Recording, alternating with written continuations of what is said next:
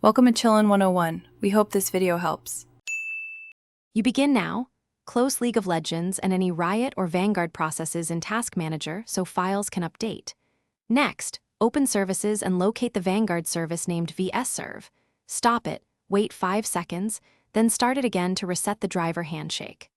Once done, right-click the Riot client and choose Run as administrator so it can install or repair Vanguard drivers.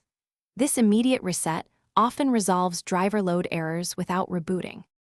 If the quick restart failed, you should uninstall Vanguard completely from programs and features. Choose to remove drivers when prompted so the next install is clean. If uninstall is blocked, reboot to safe mode and delete the VSServe service and related driver files, then restart normally. After reboot, install the latest Riot client as administrator so Vanguard gets a fresh, signed driver. Make sure Windows is up to date. Vanguard needs matching kernel patches to function. To finish, run system integrity checks.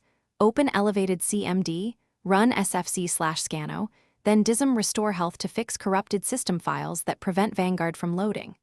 Once done, reinstall Vanguard by running the Riot client as admin and confirm the VSServe service is running. If a third-party antivirus or virtualization layer blocks driver loading, disable it temporarily. Make sure to re-enable afterward. If it still fails, collect logs and send them to Riot support with the VSServe status. That's the key troubleshooting step. Thanks for watching. Consider subscribing if we helped you.